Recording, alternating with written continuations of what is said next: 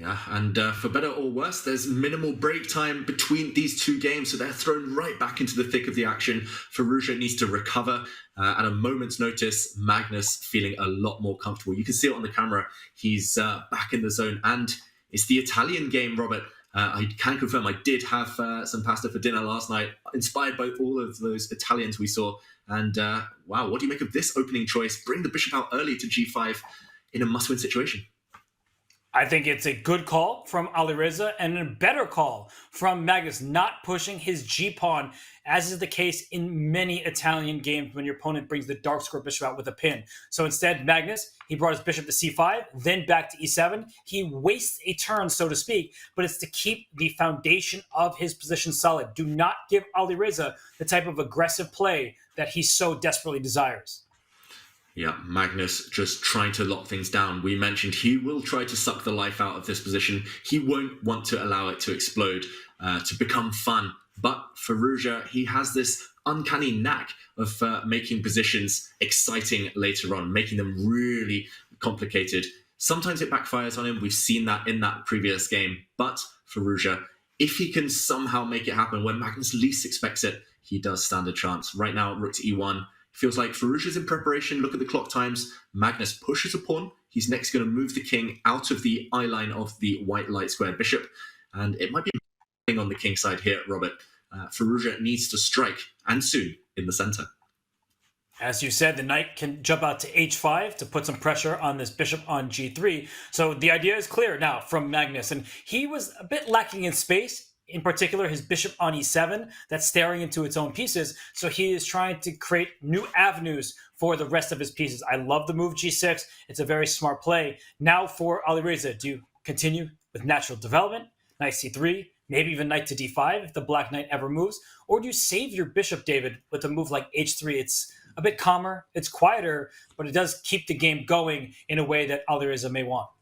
Yeah, I like pawn to h3, creating a nice escape square for that bishop on h2. Also preventing one of black's main ideas if white breaks out in the center. I would love to play pawn to d4, open the middle of the board, control the middle of the board potentially, but pawn to d4 here might run into bishop to g4, pinning and at least causing some discomfort for white. So pawn to h3, a multi-purpose move, you called it, Robert, on the board now. And Magnus, he might not have time to play on the king side with his f-pawn. He plays rook to e8, a bit inconsistent, but he's trying to get ready for the white d4 pawn push, which looks imminent, might even happen now on this next turn.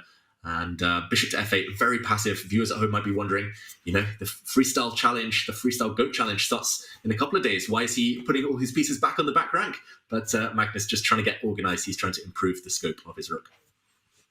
And the bishop will come to g7, where if d4 is played, it will have a longer diagonal to work with. This was the cost of Magnus Carlsen's opening. It wasn't just time, it was shutting the door on activity for the dark square bishop. And this bishop on c8, we typically tell you not to move the same piece multiple times. This dark square bishop has moved 3 times. The bishop on c8 hasn't moved at all. Eventually, it can go to a square like e6, but there's no rush for it because that bishop, its future is not evident.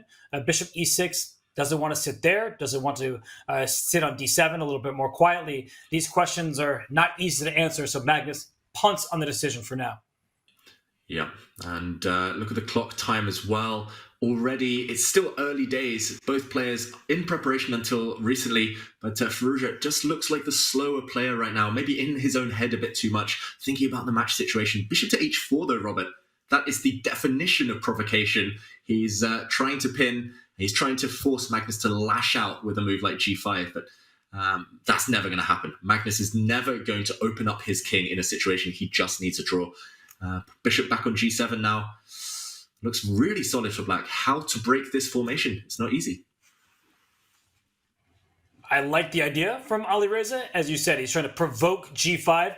Magnus wants no part of that. He does not want to push pawns in front of his own king. He wants to ensure its safety. So what next? That is a huge question. In order to start going for ideas and trying to take advantage of squares, you sometimes need to move pawns, create pawn breaks, and open up files. But a move like d4 is now the right time.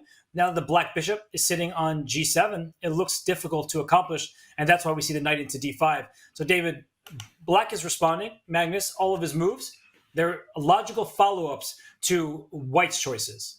Yeah, really logical moves from Magnus, just improving pieces. But finally, I think he might have to answer the question, what next? This last move, pawn to c3, indicates that White has covered pretty much every square on his first 4 ranks. Queen to b3 was in the air, hitting on the queen side. Magnus trades off, Robert, and this is a really committal decision. Black's light squared bishop was one of the pride and joys of his position, covering all the light squares. We talk about the Italian opening, the Spanish opening, White's light square bishop as well on his side, the pride and joy. And now it's uncontested, this piece. To my eyes, this looks like a favourable trade for White. Do you think Magnus has something specific up kind of in store for us? Well, he pushed his g-pawn. That's not something he wanted to do, but it allowed him to get that light square bishop back. So Black's pawn structure on the queen side is doubled. Isolated a5 pawn. That could be a target later on. And you've pressed forward on the king side. But Magnus's claim, David, is that his king is safe and sound because there are no white attackers in front of it. So is this pawn a5 a weakness? I would say absolutely, but difficult to get to. It takes a night journey to reroute and get there. I like White's position, I have to admit, but I think that Magnus, he's not unhappy to be here. Yeah, Magnus has advantages of his own, including this really strong black knight now sitting on f4. And will he score? That's the big question. The black knight now solidified, and Firouzja desperately trying to undermine it. If black now captures in the center, pawn takes d4, I think Alireza here, he would leap on the opportunity of removing that black knight from the board with his bishop, forcing black to break the pawn chain. Really ugly structure there. So I don't think Magnus is going to get hasty. He will want to keep the tension instead, but this one's building, Robert. It feels like it's really starting to come to life. The real fireworks in the near future, but right now there's enough imbalance. There's enough hope for Firouzja. And yeah, I'm liking what he's doing. He's at least got a position, he's got a game, and he's alive in this final. And Black's pawn structure is not getting any better anytime soon. In fact, if White takes on e5 and Black takes back, we see double isolated c-pawns in addition to the isolated a-pawn. But Magnus, he is counting on activity and play against the white king. And Alireza, he does have the long-term advantages. So, David, I would say that as this game continues, the advantage is in Alireza's favor just because of the pawn structure. But the dynamic play is in Magnus's favor. Yeah, Robert, I'm going to ask you to do one of your favourite things, to move some pawns to squares that unfortunately they cannot go to. If a black pawn were on b6 instead of c6, if black's pawn were on g6 instead of g5, then black's structure would be perfect, so harmonious, no double pawns, isolated pawns, no weak squares in your camp. But now the f5 square is a huge target for the white knight to get into later. The black queenside pawns just ripe for the picking in any endgame. Any endgame, actually, White's simply going to win. You can create a pass pawn on demand on the A file. So Magnus, he won't be able to rely on his endgame trickery anytime soon. Definitely long-term advantage White. And I like the fact Firouzja has sped up in what is his second Champions Chess Tour final. 6 minutes on the clock against 7. That's closer than it has been for a while. So definitely shaping up nicely. What do you think, Robert? I'm going to ask you now, put you on the spot. Will we see Armageddon today? It's funny because I was about to ask you a question. I was going to say, doesn't it feel like Magnus's position is more of Alireza's alley, where Alireza's position is more Magnus style? So in regards to the Armageddon, I actually think it's quite likely, just because Magnus, only needing a draw, may have to play forcefully, and that's not comfortable when you want to play solidly to try to get that half point. Yeah, Magnus will not be feeling comfortable in this situation. I've known Magnus a long time, and he really dislikes it when long-term he's suffering, when he has these ugly pawns and needs to compensate by showing real kind of energy and to kind of gamble in a way. And he is trying to gamble now. Bishop to c5. Robert, given a question mark, it drops a pawn. It's a big sacrifice, a committal sacrifice. Knight takes a5 is available for White. Is greed good here? Does Firouzja jump in and just call that bluff? I guess he's got to be worried about his king side, but does Magnus have anything concrete against the white king?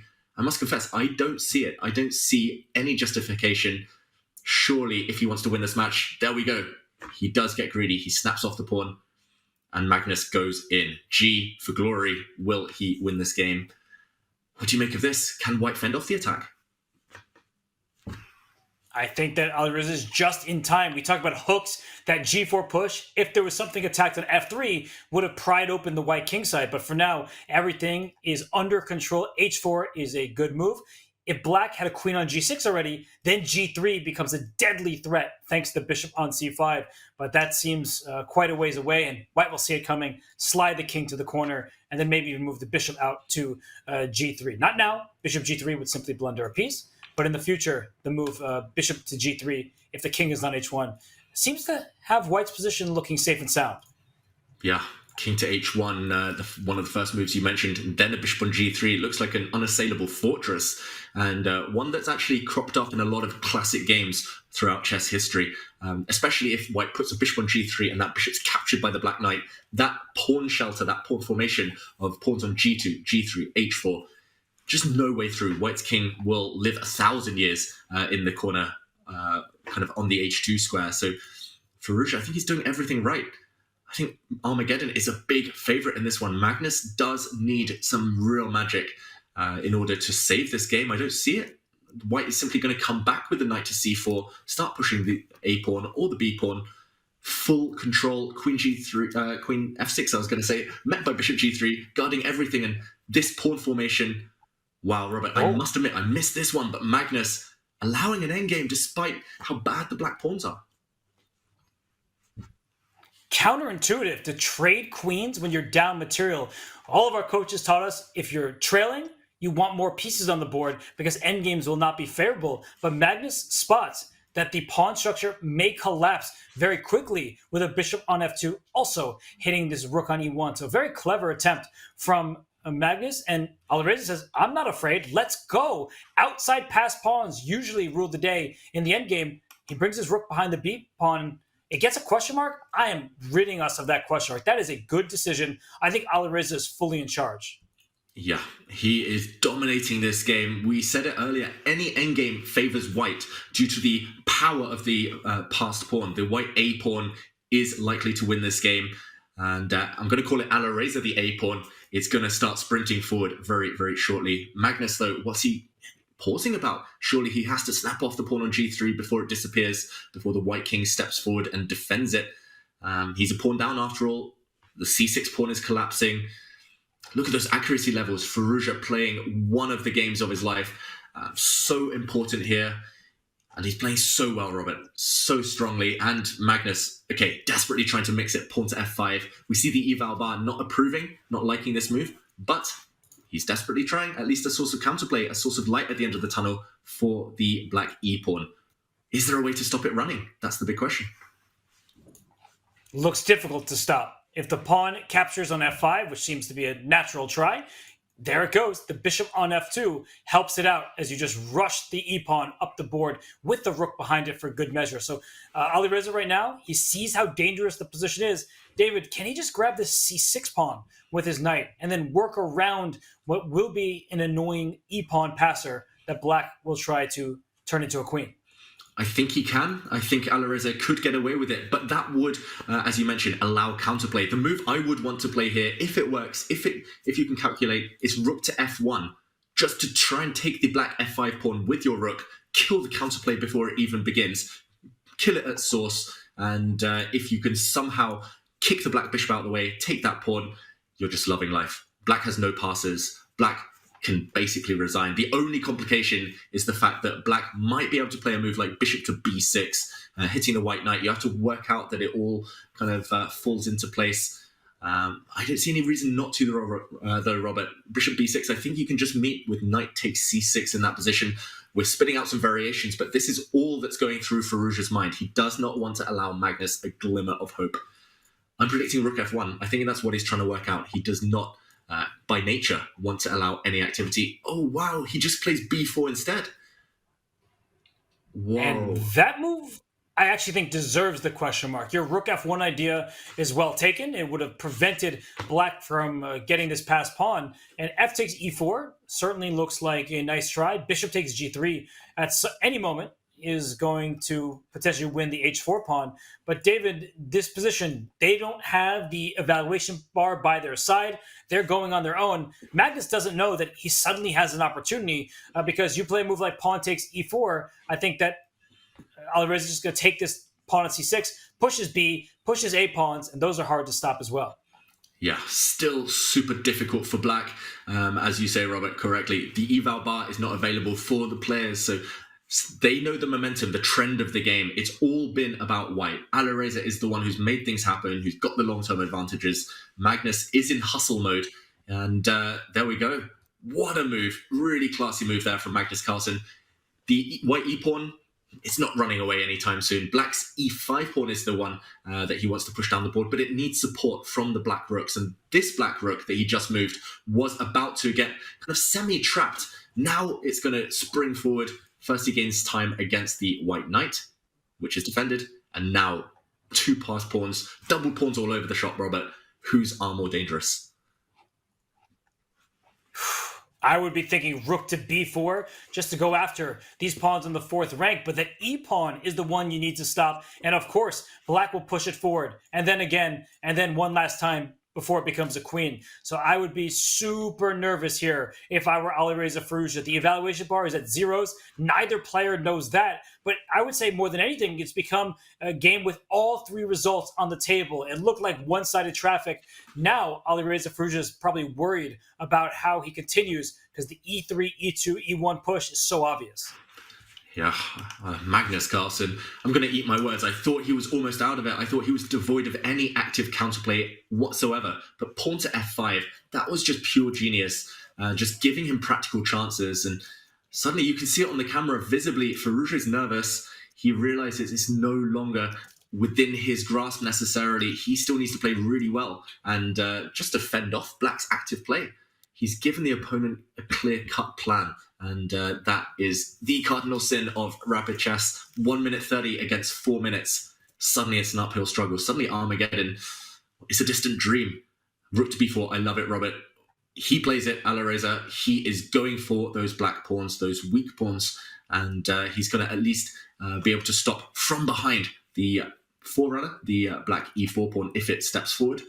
But where does Magnus now seek counterplay? It feels like it's just a totally irrational endgame. Really hard to evaluate. Irrational is a good word, not maybe necessarily in life, but for this position, because rook takes g4 is check. White currently has 6 pawns, black has 5. It's actually hard to count them because you see that they are all scattered. They're mostly isolated, and after rook takes g4, black will be a pawn down. So I would take this pawn on g4 and then try to bring my rook back to e4 to freeze black's pawns before they run forward. This is looking like a position where Magnus needs to prove that he can hold the half point. And whoa, as soon as I say that, the wrong move from Alireza and the blue arrow is in, David. Rook d2, and Magnus isn't just okay. Apparently he's winning. Wow, Alireza missing the opportunity to grab a pawn for free with check. I'm not so sure about that one. He maybe was afraid of taking that pawn, allowing the black king closer towards the center, but of course Magnus jumps on that opportunity. He finds the move indicated by the blue arrow, exclamation point. E2 is coming, followed by rook to d1 check, and you're landing, you're touching down. That black pawn is going to become a new queen. It's coronation day almost, not just for the king, Magnus Carlsen, but for that e-pawn. Alireza, he lost control. He allowed too much counterplay. And suddenly, hard to even find a move, Robert. It's inevitable. You can't stop black's plan. And I wonder what the difference was, because a turn ago, it was all zeros, and rook takes g4 that you could have stolen a pawn. I don't know why that would have changed the nature of this position. Rook f1 played. Black can, in fact, push the pawn to e2. You'll get this rook for a bishop and pawn. I wouldn't actually want that just yet. Can black slow down? David, can black be extra greedy, protect this bishop first, and then push the pawn next? Magnus does it. Magnus does it. We saw that look on Magnus's face, that kind of momentary, like, that confusion, that frown. Why not? Why aren't I just winning right now? And I think it's starting to settle in. It's starting to kind of become real for both players. They know Alireza now down to 10 seconds.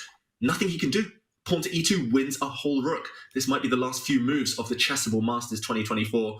Pawn to e2. Looks automatic here, Robert. Why not? The black bishop's defended. Nothing to do. Alireza looked away. 4 seconds left.